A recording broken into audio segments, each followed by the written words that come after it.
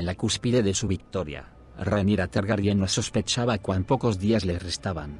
Cada vez que se sentaba en el férreo trono, sus inmisericordias hojas le sacaban sangre fresca de manos, brazos y piernas, una señal que todos comprendían bien. El septón Eustace afirma que la caída de la soberana comenzó en una posada llamada La Cabeza de Cerdo, en Puente Amargo, en la orilla norte del Mander, al pie del viejo puente de piedra que daba nombre a la población. Mientras Ormund Hightower asediaba Gran Mesa, a unas 30 leguas al suroeste, Puente Amargo estaba plagado de hombres y mujeres que huían ante el avance de sus huestes. La viuda Lady Caswell, a cuyo señor esposo había descabezado a Aegon y en desembarco del rey cuando se negó a renegar de la reina, había cerrado las puertas de su castillo y había rechazado a todos los caballeros y señores que habían acudido a ella en busca de refugio. Al sur del río, las fogatas de los refugiados se veían entre los árboles por las noches, mientras que el seto de la ciudad albergaba a centenares de heridos. Todas las fondas estaban llenas, incluso La Cabeza de Cerdo, una lúgubre pocilga que pasaba por hostería. Así pues, cuando apareció un norteño con un báculo en la mano y un niño a sus espaldas, el posadero no tenía hueco que ofrecerle, hasta que el viajero se sacó un venado de plata de la faltriquera. Entonces, el hostelero permitió que su hijo y él se acostasen en las cuadras, siempre y cuando las limpiase antes de estiércol. El peregrino accedió, dejó a un lado su zurrón y su capa y se fue a trabajar con la pala y el rastrillo en medio de los caballos. La avaricia de posaderos, caseros y gente de esa ralea es bien conocida. El propietario de La Cabeza de Cerdo, un canalla llamado Ben Buttercakes, pensó que el viajero muy bien podía tener más venados de plata. Mientras el caminante se afanaba sudoroso, Buttercakes le ofreció aplacarse con una jarra de cerveza. El hombre aceptó, de modo que acompañó a su anfitrión al salón de La Cabeza de Cerdo sin sospechar que había dado instrucciones a un mozo de cuadra, a quien tan solo conocemos como taimado, para que le registrase el petate en busca de plata. Taimado no halló monedas dentro, pero sí algo mucho más precioso, una tupida capa de fina lana blanca con reborde de satén nevado, que envolvía un huevo de dragón de color verde claro con vetas plateadas. Porque el hijo del peregrino era Maelor Targaryen, vástago menor del rey Aegon y el viajero era Ser Ricardo Torne, de la Guardia Real, su escudo juramentado y protector. Ben Buttercakes no llegó a gozar de su engaño. Cuando Taimado irrumpió en el salón con la capa y el huevo en las manos, proclamando lo que había descubierto, el viajero vertió las sobras de la jarra en el rostro del ventero, desenvainó la espada larga y lo abrió en canal, del gaznate a la entrepierna. Unos cuantos parroquianos tiraron a su vez de espada y puñal, pero ninguno era caballero, así que Ser Ricardo se abrió paso entre ellos a espadazos. Abandonando los tesoros robados, recogió a su hijo, corrió a los establos, robó un caballo y salió a toda velocidad de la posada hacia el antiguo puente de piedra, para cruzar a la orilla sur del Mander. Había llegado hasta el puente, y sin duda sabía que estaría a salvo a tan solo 30 leguas, donde había acampado Lord Hightower al pie de la muralla de Gran Mesa. 30 leguas que, muy bien podrían haber sido 30.000, porque la calzada que cruzaba el Mander estaba cortada y el Puente Amargo pertenecía a la reina Rhaenyra. Se siguió una algarabía. Varios hombres persiguieron a Rickard Torne a caballo, al grito de asesino, traidor, asesino. Al oír el griterío, los guardias que se hallaban al pie del puente dieron el alto a Ser Rickard, pero este trató de arrollarlos. Cuando un hombre tomó su caballo por la brida, Torne le siguió el brazo por el hombro y continuó. Pero también había guardias en la orilla sur, y formaron un muro contra él. Desde ambos lados, los hombres se aproximaban con el rostro congestionado, chillando, blandiendo espadas y hachas, y acometiendo con largas lanzas, mientras Torne se volvía a uno y otro lado, trazando círculos con su montura robada en busca de una salida entre las filas. El príncipe Maelor se aferraba a él, aterrado. Fueron las ballestas las que al fin lo abatieron. Una saeta le dio en un brazo, la siguiente le atravesó el cuello. Ser Ricardo cayó de la silla y murió en el puente, expulsando por la boca unos borbotones de sangre que ahogaron sus últimas palabras. Al final se agarró al niño a quien había jurado defender, hasta que una lavandera llamada Willow de las Piedras arrancó al lloroso príncipe de sus brazos. Sin embargo, tras dar muerte al caballero y hacerse con el niño, la turba no supo qué hacer con su botín. La reina Rhaenyra había ofrecido una gran recompensa por su devolución, recordaban algunos, pero desembarco del rey quedaba a muchísimas leguas. El ejército de Lord Hightower estaba mucho más cerca, y quizá él pagara más incluso. Cuando alguien preguntó si la recompensa era la misma tanto por el niño vivo como por su cadáver, Willow de las Piedras agarró más fuertemente a Maelor y dijo que nadie iba a hacer daño a su nuevo hijo. Champiñón nos la describe como un monstruo de 15 arrobas de peso, simplona y medio orate que se había ganado el sobrenombre aporreando la colada con piedras en el río. Entonces, Taimado se abrió paso a través de la multitud, cubierto por la sangre de su amo, para declarar que el príncipe era suyo, ya que él había sido quien había hallado el huevo. Los ballesteros que habían matado a Ser Ricardo también reivindicaron sus derechos. Y así discutieron a gritos y empellones sobre el cadáver del caballero. Con tanta gente presente en el puente, no es de extrañar que las diversas crónicas difieran sobre el destino de Maelor Targaryen. Champiñón nos dice que Guillou de las Piedras abrazaba al niño tan fuertemente que le quebró la espalda y lo mató por aplastamiento. Sin embargo, el septón Eustace no la menciona tan siquiera. En su relato, el carnicero de la población cortó al príncipe en 6 pedazos con la hachuela de su oficio para que todos los que pugnaban pudieran quedarse con un trozo. Según el relato verídico del gran maestre Munkun, lo desmembró la turba, pero no da nombre alguno. Lo único que sabemos con certeza es que cuando Lady Caswell y sus caballeros aparecieron para espantar a la multitud, el príncipe ya había muerto. La señora palideció ante su vista, nos dice Champiñón. Por orden suya, al palafrenero Taimado y a Guillou de las Piedras los colgaron de la clave del viejo puente, junto con el propietario del caballo que Ser Ricardo había robado en la hostería, del que se pensó, erróneamente, que había ayudado a Torne a huir. Lady Caswell envió el cadáver de Ser Ricardo, envuelto en su capa blanca, a desembarco del rey, junto con la cabeza del príncipe Maelor. El huevo de dragón se lo envió a Lord Hightower a gran mesa, con la esperanza de aplacar su ira. Champiñón, que quería bien a la reina, nos dice que Rhaenyra lloró cuando pusieron ante ella la cabecita de Maelor mientras se hallaba sentada en el trono de hierro. Lo que nos dice el septón Eustace, que no la tenía en gran estima, es que sonrió y ordenó que incinerasen la cabeza, porque era de la sangre del dragón. Aunque no se anunció el deceso del niño, la nueva se extendió de todos modos por la ciudad y pronto se narró otra historia, según la cual, la reina Rhaenyra envió la cabeza del príncipe metida en un orinal a su madre, la reina Elaena. Aunque fuera una burda calumnia, pronto circuló de boca en boca por desembarco del rey. Champiñón se la achaca al patizambo. Un hombre que recaba rumores puede muy bien propalarlos.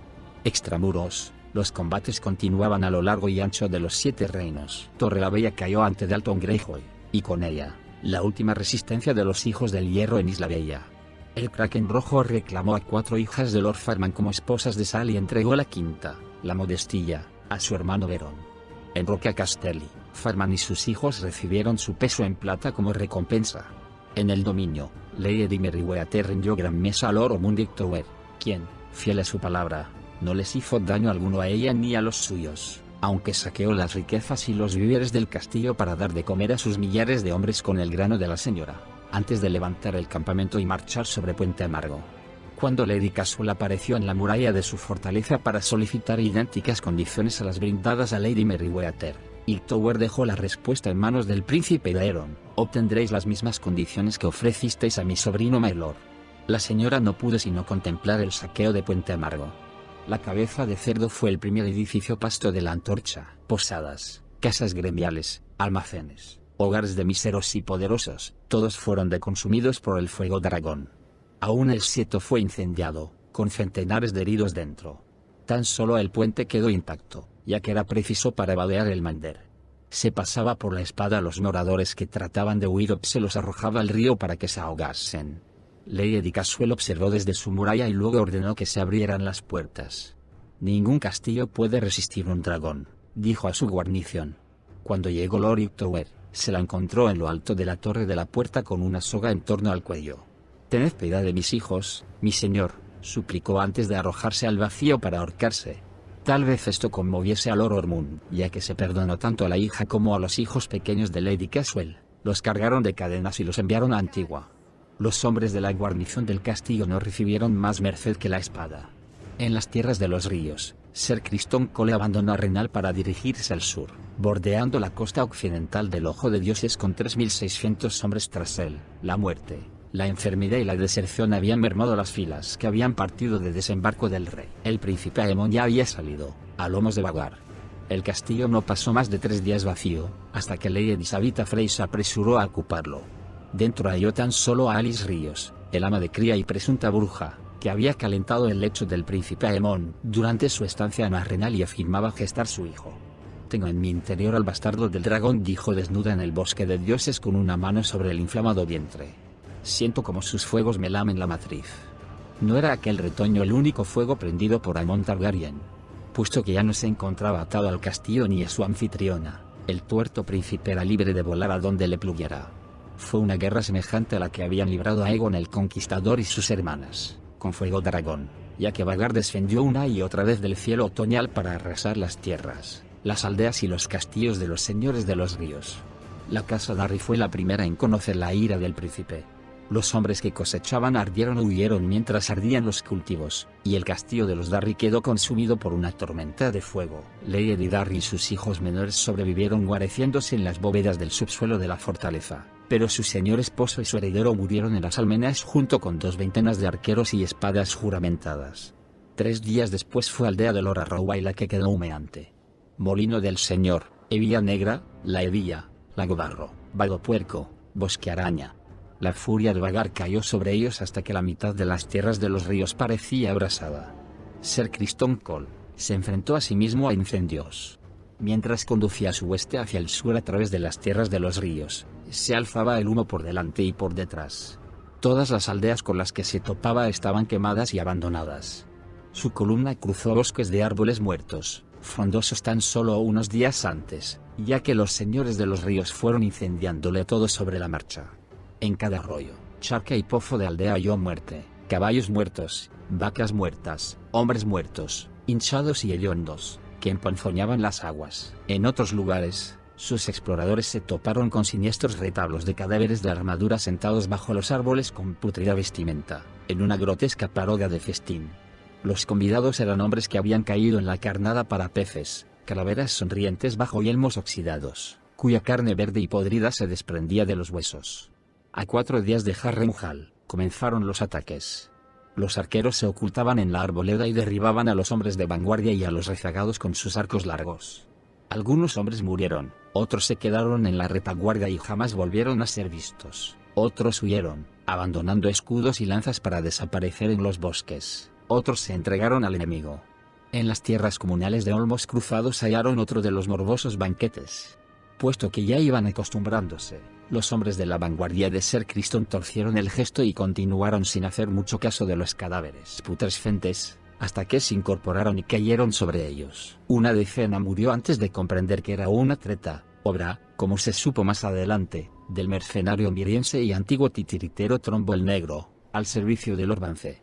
Todo esto no fue sino un preludio, ya que los señores del Tridente habían agrupado sus fuerzas. Cuando Ser Criston dejó atrás el lago para marchar hacia Aguas Negras, los encontró esperando entre las rocas de una cadena montañosa, 300 caballeros con armadura, otros tantos hombres con arco largo, 3000 arqueros, 3000 ribereños andrajosos con lanzas, centenares de norteños que blandían hachas, mazos, manguales y antiguas espadas de hierro. Sobre ellos ondeaban los pendones de la reina Rhaenyra. ¿Quiénes son?, preguntó un escudero al presentarse el adversario, ya que no portaban más blasones que los de la soberana. Nuestra muerte, respondió Ser Criston Cole, pues el enemigo estaba descansado y bien alimentado, contaba con mejores monturas y armas y se encontraba en terreno más elevado, mientras que sus hombres ya daban traspiés, enfermos y descorazonados. La mano del rey Aegon pidió una bandera de tregua y se adelantó, a fin de parlamentar. 3 hombres descendieron de los riscos para reunirse con él. Los encabezaba Ser Garibald Rey, con su peto abollado y su cota de malla. Se encontraban con el pate de Ojaluenga el Mataleones, que había abatido a Jason Lannister, así como Roddy el Ruinoso, que portaba las cicatrices sufridas en la carnada para peces. Si rindo mis pendones, ¿nos prometéis nuestras vidas?, preguntó Ser Criston a los 3. Hice una promesa a los muertos, replicó Ser Garibald. Les dije que les erigiría un sieto con los huesos de los traidores. Aún no cuento con bastantes, de modo que... Si debe haber batalla aquí, respondió Ser Criston, muchos de los vuestros morirán asimismo. El norteño Roderick Dustin se rió ante tales palabras, y luego repuso, a eso venimos. Ha llegado el invierno. Es hora de irnos. No hay mejor modo de morir que espada en mano. Como os plazca, dijo Ser Criston, desenvainando la espada larga. Podemos empezar aquí, los 4, yo solo contra los 3. ¿Creéis ser bastantes para que haya combate? Quiero 3 más, dijo Ojaluenga el Mataleones, y en las montañas, Rob Ríos el Rojo y 2 de sus arqueros alzaron los arcos largos. 3 flechas volaron atravesando el campo y alcanzaron a Cole en el abdomen, el cuello y el pecho. No iré trovas sobre lo valeroso de vuestra muerte, hacedor de reyes. Contáis decenas de miles de muertos en vuestro haber. Se dirigía a un cadáver. La batalla subsiguiente fue de las más desequilibradas de la danza. Lord Roderick se llevó un cuerno a los labios y tocó a carga, y los hombres de la reina descendieron gritando de los riscos, encabezados por los lobos de invierno, con sus melenudos caballos norteños, y los caballeros, con sus desterros acorazados. Al ver a Ser Criston muerto en el suelo, los hombres que lo habían seguido desde Arenal perdieron la presencia de ánimo y huyeron, abandonando los escudos en su estampida. Sus adversarios les dieron caza y los masacraron por centenares. Después se oyó decir a Ser Garibald: lo de hoy ha sido una carnicería, no una batalla. Champiñón, tras enterarse, denominó el combate el baile de los carniceros, y así se conoce desde entonces. Fue más o menos por entonces cuando tuvo lugar uno de los incidentes más curiosos de la danza de los dragones. Conforme a la leyenda, durante la Edad de los Héroes, Serwyn del escudo espejo mató al dragón Urrax apostándose tras un escudo tan pulido que la bestia no veía más que su reflejo. Con tal artimaña, el héroe logró acercarse lo suficiente para clavarle una lanza en un ojo, y así se ganó el sobrenombre por el que aún lo conocemos. Es indudable que Ser Byron Swan, segundo jevito del señor de Yelmo de Piedra, había oído tal historia. Armado con una lanza y un escudo de acero plateado, y acompañado tan solo por su escudero, se propuso matar un dragón tal como lo había hecho Serwyn. Pero aquí surge la confusión, ya que Munkun afirma que era Vagar al que quería matar Swan, con el ánimo de poner fin a las incursiones del príncipe Aemon. Pero es menester recordar que la versión de Munkun se basa principalmente en la del gran maestre Oruyle, que estaba encarcelado cuando todo esto aconteció. Champiñón, que se encontraba junto a la reina en la fortaleza roja, afirma que Ser Byron iba a por Syrax, el dragón de Rhaenyra. El septón Eustace no da cuenta del altercado en su crónica, si bien años más tarde, en una carta, comentó que el matadragones esperaba acabar con fuego solar, aunque, desde luego, se trata de un error, ya que por aquel entonces se ignoraba su paradero. Las 3 relaciones coinciden en que la trama que inmortalizó a Serwyn del escudo espejo no atrajo sino la muerte sobre Ser Byron Swan, pues el dragón, fuera cual fuera, se revolvió al aproximarse el caballero y escupió su fuego, con el que fundió el escudo espejado y tostó al hombre acuclillado detrás. Ser Byron murió gritando: el día de la doncella. La ciudadela de Antigua envió 300 cuervos blancos para anunciar la llegada del invierno, pero Champiñón y el septón Eustace coinciden en que, para la reina Rhaenyra Targaryen, estaban en pleno verano. Pese al desafecto de los desembarqueños, la ciudad y la corona eran suyas. Al otro lado del mar angosto, la triarquía había empezado a hacerse pedazos por sí sola. Los mares estaban en poder de la casa Velaryon. Aunque la nieve había cegado los pasos de las montañas de la luna, la doncella del valle había cumplido su palabra y había enviado hombres por mar para incrementar las huestes de la soberana. Otras flotas llevaron soldados de Puerto Blanco, comandados por Medric y Torred, hijos de Lord Manderly. El poder acumulado por la reina Rhaenyra se acrecentaba, mientras que el del rey Aegon menguaba. Sin embargo, ninguna guerra puede darse por ganada mientras queden enemigos por conquistar. Ser Criston Cole, el hacedor de reyes, había perecido, pero en otro lugar del reino, el rey que había creado seguía vivo y en libertad. Rhaenyra, la hija de Aegon, también andaba suelta. Larys Strong el Patizambo, el más enigmático y astuto miembro del Consejo Verde, había desaparecido. Bastión de Tormentas estaba aún en manos de Lord Borros Baratheon, nada amigo de la reina.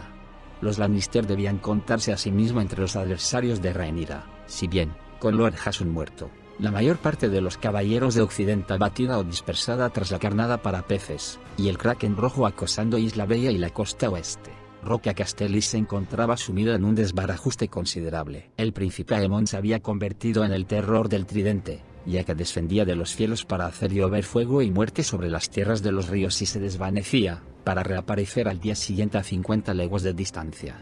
Las llamaradas de Vagar redujeron Sauce Viejo y Sauce Blanco a cenizas, y el Torreón de Og, a piedra ennegrecida. En Merrydoundel, 30 hombres y 300 ovejas murieron abrasados por el fuego dragón. El matasangre regresó entonces inesperadamente a Harrenhal, donde quemó todas las construcciones de madera del castillo.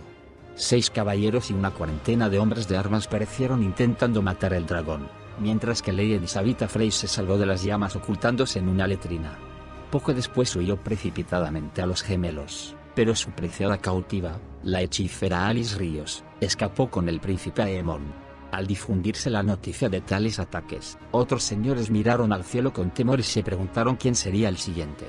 Lord Mohoton de Poza de la Doncella, Lady Darkling del Valle Oscuro y Lord Blackwall del Árbol de los Cuervos enviaron mensajes urgentes a la soberana para suplicarle que les enviase dragones, a fin de defender sus haciendas. Sin embargo, la mayor amenaza para el reinado de Rhaenyra no era Aemon del Tuerto, sino su hermano menor, el príncipe Daeron el Audaz, y el gran ejército sureño comandado por Lord Omund Hightower.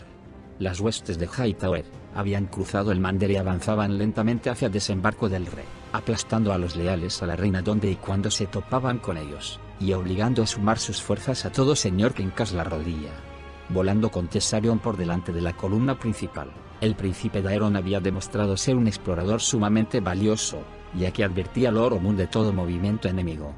Era frecuente que los hombres de la reina se dieran por vencidos ante la simple visión de las alas de la reina azul. El gran maestre Munkun nos dice que, al remontar el río, la hueste sureña contaba con más de 20.000 hombres, casi una décima parte, caballeros. Conocedor de tantos peligros, el viejo Lord Corlys Velaryon, la mano de la reina Rhaenyra, comunicó a su Alteza que había llegado el momento de negociar y la premió a ofrecer el indulto a Lord Baratheon, Lord Hightower y Lord Lannister. Si se prosternaban ante ella, le juraban lealtad y ofrecían rehenes al trono de hierro. Propuso también que la fe se encargase de la reina viuda Alicent y de la reina Elaena, para que pasaran el resto de su vida en oración y contemplación. Rhaenyra, la hija de Elaena, podía ser su pupila y, llegado el momento, casarse con el príncipe Aegon el Menor, lo que volvería a unir las dos mitades de la casa Targaryen. ¿Y qué pasa con mis hermanos?, preguntó Rhaenyra cuando la serpiente marina le expuso el plan. ¿Qué hay del falso rey Aegon y de Aemon del Matasangre? ¿Tendría que indultarlos también después de que me hayan arrebatado el trono y hayan matado a mis hijos? Perdonadles la vida y envíalos al muro, respondió Lord Corlys. Que vistan el negro y vivan como hombres de la guardia de la noche, acatando sus sacros votos. ¿Qué significa eso para unos perjuros? Sus votos no les impidieron hacerse con mi trono. El príncipe Daemon se hizo eco de los recelos de la soberana. Otorgar el indulto a rebeldes y traidores tan solo abonaría el campo para nuevas revueltas. Según insistía, la guerra acabará cuando las cabezas de los traidores estén clavadas en picas sobre la puerta del rey, y no antes. Aegon II aparecería a su debido momento, oculto bajo alguna roca, pero podían y debían atacar a Aemon y a Daeron. También era menester acabar con los Lannister y los Baratheon, para que sus herederos y castillos pasasen a hombres que habían demostrado ser más leales. Propuso entregar Bastión de Tormentas a Ulf el Blanco, y Roca Casterly, a un martillo, lo cual horrorizó a la serpiente marina. La mitad de los señores de Poniente se volverán contra nosotros si somos tan crueles como para destruir dos casas de tan rancio y noble abolengo, dijo Lord Corlys. Recayó en la reina la disyuntiva de escoger entre su consorte y su mano, a lo que decidió tomar la calle de en medio. Enviaría legados a Bastión de Tormentas y a Roca Casterly, ofreciendo indultos y condiciones justas, pero no antes de poner fin a los hermanos del usurpador, que estaban en liza con ella. Cuando hayan muerto, el resto hincará a la rodilla. Mataremos a sus dragones, y puede que cuelgue las cabezas en mi salón del trono para que los hombres las miren en los años venideros y conozcan el precio de la traición. Desembarco del rey no debe quedar desprotegida, claro está. La reina Rhaenyra se quedaría en la ciudad con Syrax y sus hijos Aegon y Joffrey para que no corrieran riesgo alguno. Joffrey, que aún no había cumplido los 13 años, estaba impaciente por demostrar su valía guerrera, y cuando le dijeron que necesitaban a Tyraxes para ayudar a su madre a preservar la Fortaleza Roja en caso de acometida, juró solemnemente ocuparse de ello. Aegon Velaryon, heredero de la serpiente marina, también se quedaría en la urbe con Bruma. 3 dragones bastarían para la defensa del desembarco del rey. El resto podría entrar en liza. El propio príncipe Daemon llevaría a Carrexes al tridente, junto con Ortiga y el ladrón de ovejas, para acabar con el príncipe Aemon y con Vagar. Ulf el Blanco y un martillo volarían a la Ladera, Shita unas 50 leguas al suroeste de desembarco del rey, el último bastión leal entre Lord Hightower y la urbe, para contribuir a la defensa de la ciudad y del castillo y aniquilar al príncipe Daeron y a Tessarion. Lord Corlys sugirió prender con vida al príncipe y hacerlo rehén, pero la reina Rhaenyra se mostró inflexible. No será un niño eternamente. Si le dejamos alcanzar la hombría, más tarde o más temprano querrá vengarse de mis hijos. Los planes no tardaron en llegar a oídos de la reina viuda Alicent y llenarla de terror. Temiendo por sus hijos, se postró ante el trono de hierro y suplicó la paz. Esta vez, La reina encadenada propuso dividir el reino. Rhaenyra conservaría desembarco del rey, las tierras de la corona, el norte, el valle de Arryn y las tierras regadas por el Tridente, así como las islas. Para Aegon II serían las tierras de la tormenta, las tierras de Occidente y el dominio, con la capital en Antigua. Pero Rhaenyra desdeñó la propuesta de su madrastra. Tus hijos gozarían de posiciones honrosas en mi corte de haber conservado la fe, declaró, pero quisieron privarme de mis derechos y se mancharon las manos con la sangre de mis queridos hijos. Sangre de bastardos, vertida en una guerra, replicó Alicent. Los hijos del mío eran niños inocentes y los asesinaron cruelmente. ¿Cuántos más deben morir para apaciguar tu sed de venganza? Las palabras de la reina viuda no hicieron sino avivar el fuego de la cólera de Rhaenyra. No pienso escuchar más mentiras, advirtió. Habla de nuevo de bastardía y te arrancó la lengua. O así lo narra el septón Eustace. Munkun dice lo mismo en su relato verídico. Aquí vuelve a diferir Champiñón. Quiere que creamos que Rhaenyra ordenó cortar la lengua a su madrastra de inmediato en vez de limitarse a amenazarla. No fue sino una palabra de Lady Miseria, el gusano blanco, lo que detuvo su mano. En eso insiste el bufón, ya que propuso otra pena más atroz. La esposa y la madre del rey Aegon, cargadas de cadenas, fueron trasladadas a cierto lupanar, donde las venderían a cualquier hombre que deseara complacerse con ellas. El precio era elevado, un dragón de oro por la reina Alicent y 3 por la reina Aena, más joven y hermosa. Sin embargo, dice Champiñón que hubo muchos en la ciudad que lo juzgaron barato por tener conocimiento carnal con una reina. Que sigan ahí hasta quedar preñadas, dijo al parecer Lady Miseria. Ya que hablan de bastardos con tanta ligereza, que tengan uno cada una. Aunque nunca pueden descartarse la lujuria de los hombres ni la crueldad de las mujeres, no concedemos crédito a Champiñón sobre este particular. De que tal historia se narraba en los bebederos y cacharrerías de desembarco del rey no cabe duda alguna, pero puede que su procedencia sea posterior, de cuando el rey Aegon II pretendía justificar la crueldad de sus propios actos. Conviene recordar que el enano redactó sus memorias muchos años después de los sucesos narrados, y cabe la posibilidad de que no los recordase bien. No hablemos más de las reinas del burdel, por tanto, y regresemos a los dragones que volaban para batallar. Caraxes y el ladrón de ovejas fueron al norte, Pervitoria la de plata, al suroeste. En las fuentes del caudaloso Mander se hallaba Ladera, una pujante población mercantil, sede de la casa Footly. El castillo que dominaba la ciudad era recio pero pequeño, contaba tan solo con una guarnición de una cuarentena de hombres, pero millares más habían remontado el río desde Puente Amargo, Gran Mesa y más al sur. La llegada de una nutrida fuerza de señores de los ríos incrementó aún más sus cifras y avivó su resolución. Recientemente victoriosos en el baile de los carniceros llegaban Ser Garibald Grey y Ojaluenga el Mataleones, con la cabeza de Ser Criston Cole, clavada en una lanza, así como Rob Ríos el Rojo y sus arqueros, los postreros lobos de invierno y una veintena de caballeros terratenientes y señores menores cuyas haciendas bordeaban las orillas de Aguas Negras, entre ellos algunos tan notables como Moslander de Yore, Ser Garricol, de Midleton, Ser Merrell el Osado y Lord Owain Bourney. En total, las fuerzas reunidas en Ladera bajo el estandarte de la soberana Rhaenyra sumaban casi 9.000 hombres, según el relato verídico. Otros cronistas elevan la cifra a 12.000 o la rebajan a 6.000, pero en todo caso, parece evidente que los hombres de la reina se encontraban en gran inferioridad numérica contra los del North Hightower. No cabe duda de que el arribo de los dragones Vermitoria la de plata con sus jinetes fue muy bien recibido por los defensores de Ladera. Pocos se imaginaban los horrores que les esperaban. El cómo, el cuándo y el porqué de lo que se ha dado en llamar las traiciones de Ladera continúan siendo cuestiones de infinita disputa, y no es probable que llegue a saberse lo cierto de cuánto pasó. Sí que parece seguro que algunos de quienes atestaron la ciudad huyendo ante las huestes de Lord Hightower, formaban parte de ese ejército y fueron enviados como avanzadía, a fin de infiltrarse en las filas de los defensores. Más allá de toda duda, Lord Owain Bourney y Ser Roger Corne, dos hombres de Aguas Negras que se habían unido a los señores de los ríos en su marcha hacia el sur, apoyaban en secreto al rey Aegon II. Sin embargo, de poco habría servido su traición de no ser porque Ser Ulf el Blanco y Ser Martillo también escogieron ese preciso momento para cambiar de bando.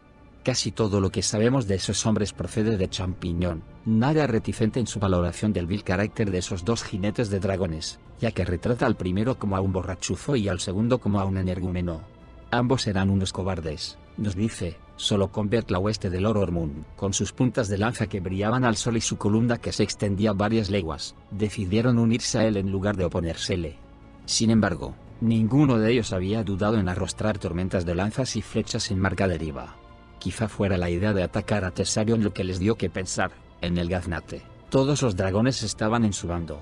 Muy bien podría ser, si bien tanto Vermitor como Ala de Plata eran de mayor edad y tamaño que el dragón del príncipe Daeron y, por tanto, les habría resultado más fácil imponerse en cualquier batalla. Otros afirman que fue la avaricia y no la cobardía lo que condujo al Blanco y a Martillo a la traición. El honor significaba poco o nada para ellos, eran riquezas y poder lo que ansiaban. Tras el gaznate y la caída de desembarco del rey los habían armado caballeros, pero aspiraban a ser señores y se mofaban de las modestas heredades que les había otorgado la reina Rhaenyra. Cuando se ejecutó a los Rosvilores Stokeworth, se propuso que el Blanco y Martillo recibieran sus tierras y castillos matrimoniando con sus hijas, pero su Alteza permitió que las heredasen los hijos varones de los muertos. Luego les fueron ofrecidos como incentivo Bastión de Tormentas y Roca Castelli, pero tales recompensas también se las había denegado la desagradecida reina. No cabe duda de que esperaban que el rey Aegon II los premiase mejor si lo ayudaban a recuperar el trono de hierro. Cabe incluso que se les hiciesen promesas a tal respecto, quizá a través de Lord Larys el Patizambo o alguno de sus agentes, aunque no está demostrado ni es demostrable. Puesto que ninguno de los dos sabía leer ni escribir, jamás sabremos qué llevó a los dos traidores, según los dejó la historiografía, a actuar de tal modo. No obstante, de la batalla de Ladera tenemos muchos datos. 6.000 hombres de la reina formaron para encararse con Lord Hightower, en el campo de batalla, bajo el mando de Ser Garibald Grey. Combatieron bravamente durante un tiempo, pero una copiosa lluvia de flechas de los arqueros de Lord Ormond mermó sus filas y una fiera carga de su caballería acorazada las destrozó, por lo que los supervivientes recularon a toda prisa hacia la muralla de la ciudad, donde Robb Ríos el Rojo y sus arqueros cubrían la retirada con sus arcos largos. Cuando la mayor parte de los supervivientes estuvo a salvo intramuros, Roddy el Ruinoso y sus lobos de invierno salieron por un portillo profiriendo sus aterradores gritos de guerra norteños, mientras rodeaban el flanco izquierdo de la hueste de asedio. En el caos subsiguiente, los norteños se abrieron paso a través de un enemigo que los decuplicaba hasta llegar a donde se encontraba Lord Ormond Hightower, a lomos de su caballo de guerra, al pie del dragón dorado del rey Aegon y los pendones de Antigua y de los Hightower. Cantan los trovadores que Lord Roderick estaba ensangrentado de pies a cabeza, con el escudo hastiado y el yelmo partido, si bien tan ebrio de batalla que ni siquiera parecía sentir las heridas, cuando Ser Bryndon Hightower, primo de Lord Ormond, se interpuso entre el norteño y su señor feudal y le rebanó el brazo del escudo por el hombro con un solo y terrible tajo de su alabarda. Sin embargo, el indómito señor de fuerte túmulo se revolvió y mató tanto a Ser Bryndon como a Lord Ormond antes de fenecer. Cuando se arriaron los estandartes del Lord Hightower, la plebe prorrumpió en vítores, creyendo que habían cambiado las tornas de la batalla. Ni la aparición de Thesarion los descorazonó, ya que sabían que contaban con 2 dragones, pero cuando Vermitor y Ala de Plata alzaron el vuelo y lanzaron sus llamaradas sobre Ladera, los gritos de entusiasmo se convirtieron en chillidos. Fue el campo de fuego en miniatura, como escribió el gran maestre Munkun. Ladera era pasto de las llamas, boticas, casas, setos, gente, todo. Caían hombres ardiendo de la torre de la puerta y de las almenas, o bien daban tumbos gritando por las calles como antorchas vivientes. Extramuros, el príncipe Daeron montó a Thesarion. Descabalgaron a Pate de Ojalwenga, que murió pisoteado. Ser Garibald Grey recibió una saeta y luego lo envolvió una llamarada de fuego dragón. Los 2 traidores flagelaron la ciudad con latigazos de fuego del uno al otro confín. Ser Roger Corley y sus hombres escogieron aquel preciso momento para mostrar su auténtica lealtad, cortaron el paso a los defensores en las puertas de la ciudad y los lanzaron contra los atacantes. Lord Owain Bourney hizo lo propio dentro del castillo, al atravesar con una lanza la espalda de Ser Merrel el Osado. El saqueo que se produjo a continuación fue tan encarnizado como el que más en la historia de Poniente. La próspera ciudad comercial de Ladera quedó reducida a brasas y cenizas. Miles de personas ardieron y otras tantas murieron ahogadas al tratar de vadear el río a nado. Algunos dirían después que esos fueron los afortunados, ya que no se tuvo compasión con los supervivientes. Los hombres de Lord Fought le arrojaron las espadas y se rindieron, tan solo para acabar atados y descabezados. Se violó repetidamente a las lugareñas que no habían ardido, incluso a niñas de 8 y 10 años. Se pasó a viejos y mozos por la espada mientras los dragones devoraban los cadáveres retorcidos y humeantes de sus víctimas. Ladera no se recuperó jamás, aunque, más adelante, Foughtley trató de reconstruirla sobre sus ruinas. La nueva ciudad jamás alcanzaría ni una decena del tamaño de la antigua, ya que el populacho afirmaba que el mismísimo terreno estaba embrujado. 160 leguas al norte, otros dragones sobrevolaban el Tridente, donde el príncipe Daemon Targaryen y la diminuta Ifetrina Ortiga trataban infructuosamente de dar caza a Aemon el Tuerto. Tenían su base establecida en Poza de la Doncella por invitación de Lord Manfred Moton, que vivía aterrado ante la idea de que Vhagar descendiese sobre su ciudad. En cambio, el príncipe Aemon atacó en Cabeza de Piedra, en las estribaciones de las Montañas de la Luna, en Sauce Dulce, en el Forca Verde, y en Danza de Sai, en el Forca Roja, redujo a brasas Puente del Flechazo, Barco Viejo y el Molino de la Vieja, y destruyó la casa madre de Leicester. Siempre desaparecía en los cielos antes de que llegaran los cazadores. Vhagar nunca se entretenía, y los supervivientes no solían ponerse de acuerdo sobre la dirección en que había volado. Todos los días, al amanecer, Caraxes y el ladrón de ovejas levantaban el vuelo en Poza de la Doncella y trazaban círculos cada vez más amplios sobre las tierras de los ríos con la esperanza de divisar a Vhagar más abajo, pero acababan regresando derrotados al ocaso. Según las crónicas de Poza de la Doncella, Lord Moton tuvo la osadía de sugerir que los jinetes de dragones se dividieran en su búsqueda a fin de cubrir el doble de terreno, pero el príncipe Daemon se negó y le recordó que Vhagar era la última de los 3 dragones llegados a Poniente con Aegon el Conquistador y sus hermanas, aunque era más lenta que un siglo atrás, había crecido tanto como el terror negro de antaño. Su fuego era tan abrasador que derretía la piedra, y ni Caraxes ni el ladrón de ovejas podían igualar su ferocidad, tan solo juntos tendrían ocasión de enfrentarse a ella. Por tanto, conservó a su lado a la joven Ortiga, día y noche, en el cielo y en el castillo. No obstante, cabe preguntarse si el miedo a Vhagar era el único motivo por el que el príncipe Daemon no se separaba nunca de Ortiga. No era eso lo que opinaba Champiñón. Según su relato, Daemon Targaryen se había enamorado de la diminuta Ifetrina bastarda y se había encamado con ella. ¿Cuánto crédito podemos dar al testimonio del bufón? Ortiga no tenían más que 17 años, el príncipe Daemon, 49, aunque bien conocido es el poder que ejercen las jóvenes doncellas sobre los hombres taídos. Daemon Targaryen no era un consorte fiel a la reina, eso lo sabemos. Aún nuestro habitualmente remiso Septón Eustace escribe sobre sus visitas nocturnas a Lady Mysaria, cuyo lecho compartía cuando estaba en la corte, al parecer con el beneplácito de la reina.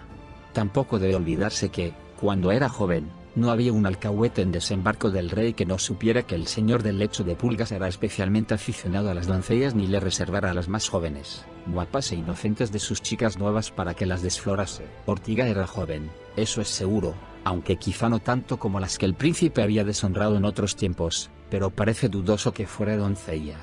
Dado que se había criado sin hogar, sin madre y sin un cobre en las calles de Puerto Especia y La Quilla, seguramente había rendido la inocencia poco después de su primera floración, si no antes, a cambio de una moneda o un mendrugo. En cuanto a la oveja que entregó al ladrón de ovejas para ganárselo, ¿de dónde pudo sacarla, sino levantándose la saya para algún pastor? Tampoco es que Ortiga pudiera considerarse guapa. Una chica morena y flacucha sobre un dragón moreno y flacucho, escribe Munkun en su relato verídico, si bien jamás la vio. El Septón Eustace nos dice que tenía los dientes descolocados, y la nariz, con una cicatriz debida a un corte que le propinaron por ladrona. No era la querida que cabría esperar para un príncipe. En contra tenemos el testimonio de Champiñón y, en este caso, las crónicas de Poza de la Doncella, redactadas por Norren, el maestre de Lord Moton, quien escribe que el príncipe y su chica bastarda cenaban juntos todas las noches, desayunaban juntos todas las mañanas y dormían en cámaras adyacentes, que el príncipe mimaba a la cetrina joven como un hombre podría mimar a su hija, la instruía en las normas de cortesía sobre cómo vestirse, sentarse y cepillarse el pelo, que le hacía regalos como un cepillo con mango de marfil, un espejo de plata, un capa de terciopelo marrón con ribete de raso, unas botas de montar de gamuza blanda como la mantequilla. El príncipe enseñó a la moza a lavarse, dice Norren, y las doncellas que le llevaban el agua para el baño decían que muchas veces compartía la tina con ella. Le enjabonaba la espalda o le quitaba la peste a dragón del pelo, ambos como en el día de su nombre. Nada de esto demuestra que Daemon Targaryen tuviese coyunda con la bastarda, pero a la luz de los acontecimientos posteriores, seguramente debamos juzgar estas narraciones más veraces que la mayoría de las de Champiñón. Sin embargo, pasaran como pasaran las noches estos jinetes de dragones, tenemos por cierto que pasaban los días recorriendo los cielos en pos del príncipe Aemon de Vhagar. Así pues, dejémoslos a un lado por el momento y fijémonos brevemente en la otra orilla de la bahía de Aguas Negras. En torno a aquella época, un baqueteado navío mercante llamado Nesaria arribó a duras penas al puerto de Rocadragón, a fin de realizar reparaciones y reaprovisionarse. Regresaba de Pentos a la antigua Volantis cuando una galerna desvió su curso, según decía su tripulación, pero a tan común peligro en la mar, los volantinos añadieron un detalle extraño. Cuando el Nesaria se dirigía a occidente, Monte Dragón se alzaba ante ellos, enorme contra el sol poniente, y los marineros vieron luchar a dos dragones, con rugidos que resonaban en los escarpados y negros acantilados de la ladera este de las montañas humeantes. En todas las tabernas, posadas y lupanares de la costa se narraba la historia y se volvía a narrar, adornada, hasta que no quedó en Rocadragón nadie que no la hubiera oído. Los dragones eran una leyenda para los hombres de la antigua Volantis, y la visión de dos batallando era algo que los tripulantes del Nesaria jamás olvidarían. Los nacidos y criados en Rocadragón estaban acostumbrados a tales bestias. Aún así, la anécdota de los marineros suscitó interés. A la mañana siguiente, unos pescadores lugareños rodearon Monte Dragón y, al regresar, dieron fe de que habían visto los restos abrasados y destrozados de un dragón al pie de la montaña. Por el color de sus alas y escamas, el cadáver pertenecía a Fantasma Ceniciento. Estaba partido en dos pedazos, descuartizado y parcialmente devorado. Al oír la noticia, Sir Robert XV, el amigable y notablemente obeso caballero a quien la reina había nombrado castellano de Rocadragón tras su partida, pronto identificó al caníbal como el asesino. La mayoría coincidió, ya que el caníbal tenía por costumbre atacar a dragones más pequeños, si bien raramente de modo tan enconado. Algunos pescadores, temerosos de que fuese a por ellos después, exigieron a 15 que enviase caballeros a la guarida de la bestia para darle fin, pero el castellano se negó. Si no lo importunamos, el caníbal no nos importunará, declaró. Para procurarlo, prohibió la pesca en las aguas dominadas por la cara este de Monte Dragón, donde aún se pudría el dragón vencido. Aquel decreto no satisfizo a su inquieta pupila Baela Targaryen, hija del príncipe Daemon y su primera esposa, Laena Velaryon. A sus 14 años, era una doncella silvestrada y caprichosa, más hombruna que femenina y muy hija de su padre. Aunque delgada y corta de talla, no conocía el peligro y vivía para el baile, la cetrería y la monta. De más pequeña había recibido numerosos castigos por pelear con los escuderos en el patio de armas, pero últimamente le había dado más bien por jugar a los besos con ellos.